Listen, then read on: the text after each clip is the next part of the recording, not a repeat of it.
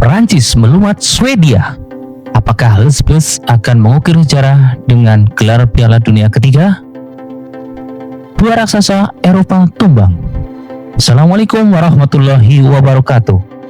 Halo Sobat History Maker. Perancis baru saja menghancurkan Swedia tanpa ampun. Pertanyaannya sekarang, apakah inilah awal perjalanan Les Bleus menuju gelar Piala Dunia ketiga?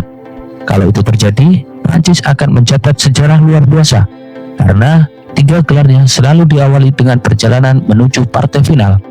Aroma juara mulai tercium, walaupun tentu saja jalan menuju trofi masih penuh ranjau. Yang lebih mengejutkan lagi, 2 kekuatan besar Eropa harus angkat koper lebih cepat. Jerman dan Belanda resmi mengucapkan selamat tinggal pada Piala Dunia 2026. Jepang tampil sangat luar biasa di fase grup pun ikut menjadi korban kebangkitan Brasil. Bentuknya bagaimana? Mari kita bahas seluruh hasil pertandingan 32 besar FIFA World Cup 2026. Tapi sebelumnya tekan dulu tombol subscribe karena subscribe itu gratis, tidak dipungut pajak, tidak dikenakan bea cukai, dan yang paling penting bisa menjadi penyemangat admin supaya bisa beli kopi sacetan. Biar mata ini tetap melek begadang mengikuti setiap drama Piala Dunia 2026. Langsung saja kita mulai. Kita mulai dari Brasil bangkit. Jepang hampir menciptakan kejutan besar. Pertandingan pertama mempertemukan Jepang melawan Brasil. Awalnya banyak yang mengira Brasil bakal menang santai, tapi ternyata Jepang datang bukan sekadar numpang lewat. Bahkan Samurai Biru unggul lebih dulu, yang membuat jutaan pendukung Brasil menahan napas ketika Kaishu Sano mencetak gol pembuka pada babak pertama. Skor 1-0 membuat stadion mendadak sunyi. Di media sosial mungkin sudah ada yang mulai mengetik kalimat, era Brasil sudah selesai. Eits, tunggu dulu. Ternyata baru mengetik belum sempat dikirim. Masuk babak kedua, Brasil mulai menunjukkan kepada mereka apa yang disebut negeri sepak bola. Serangan datang bergelombang seperti ombak di pantai Copacabana. Jepang dipaksa bertahan habis-habisan. Akhirnya, Casemiro muncul sebagai penyelamat. Gelandang veteran itu mencetak gol penyeimbang dan menghidupkan kembali harapan Selecao. Ketika semua orang mulai bersiap menyaksikan extra time, Gabriel Martinelli muncul menjadi pahlawan. Golnya pada masa injury time membuat Brasil menang dramatis 2-1.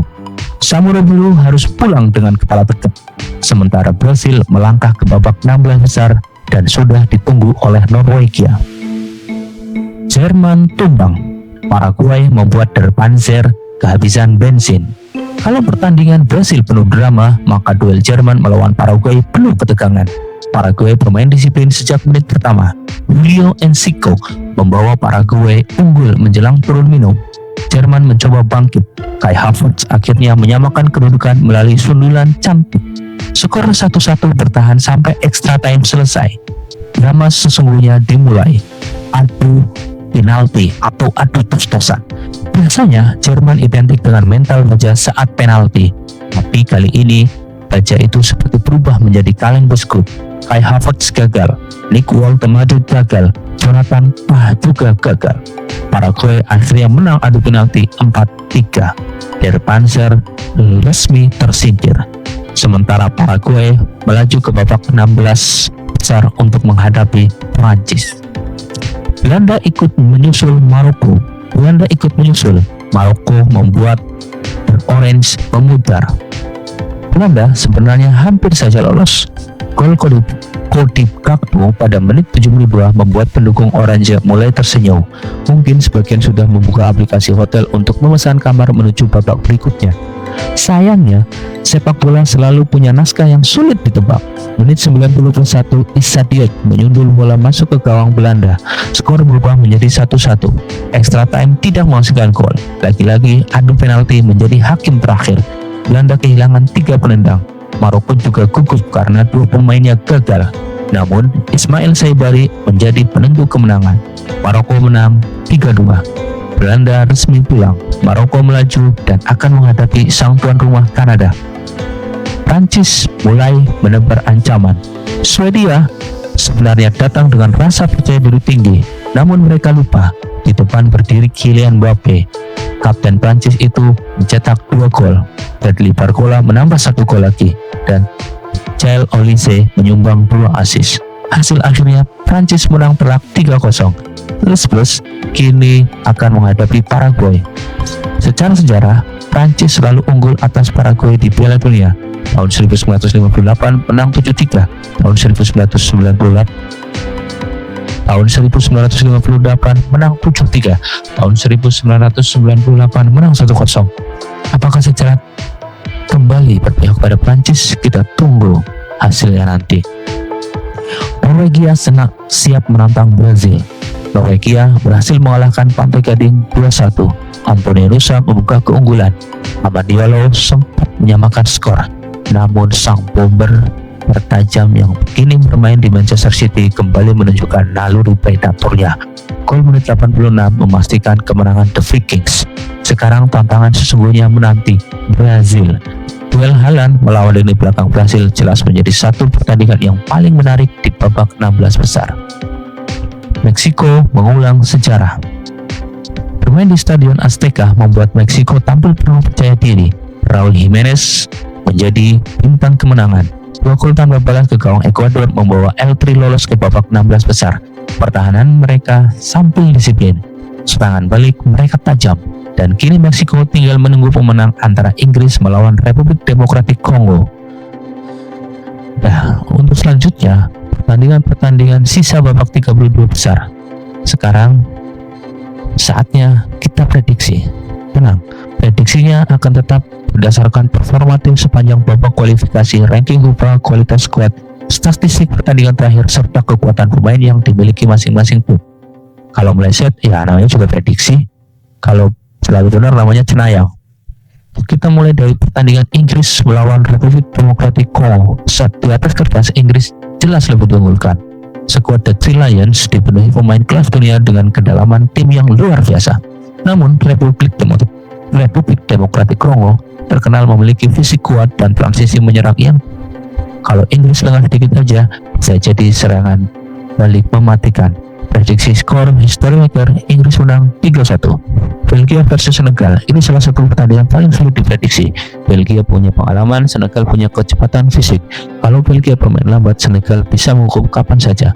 Prediksi Belgia lolos tipis 2-1. Setelah pertandingan berjalan amat sangat sengit. Amerika Serikat versus Bosnia Herzegovina. Amerika mendapat keuntungan bermain di depan pendukungnya sendiri. Atmosfer penonton menjadi pemain ke-12. Bosnia tetap berbahaya lewat permainan bola mati. Prediksi Amerika menang 2-0. Spanyol versus Austria. Spanyol akan mendominasi penguasaan bola. Austria kemungkinan menunggu dan menyerang balik. Kalau Spanyol terlalu lama mengoper bola tanpa menembak, bisa-bisa rumput stadion yang paling capek. Prediksi Spanyol menang 2-1. Australia versus Mesir. Australia dikenal disiplin. Mesir punya kecepatan serta organisasi pertahanan yang solid. Pertandingan diprediksi akan berlangsung ketat. Prediksi Mesir menang tipis 1-0. Swiss versus Aljazair. Swiss sangat takut dalam bertahan. Aljazair punya kreativitas menyerang. Kalau Swiss mencetak lebih dulu, mereka sangat sulit dikejar. Prediksi Swiss menang 2-1. Kolombia versus Ghana. Ini duel dua tim yang sama-sama suka menyerang. Pertandingan berpotensi menghasilkan banyak gol.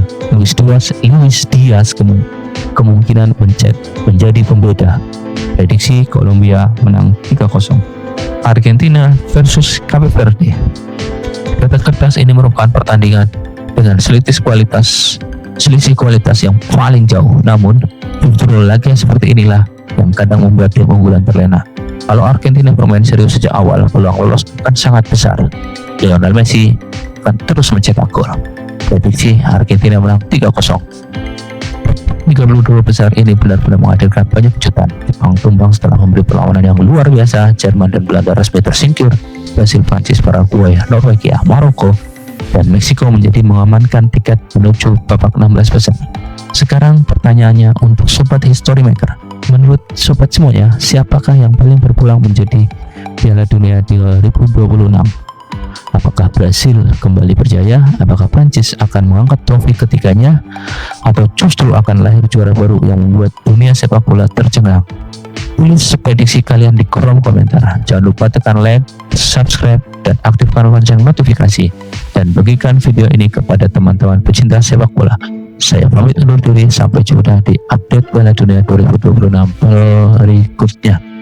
Salam olahraga, salam history maker.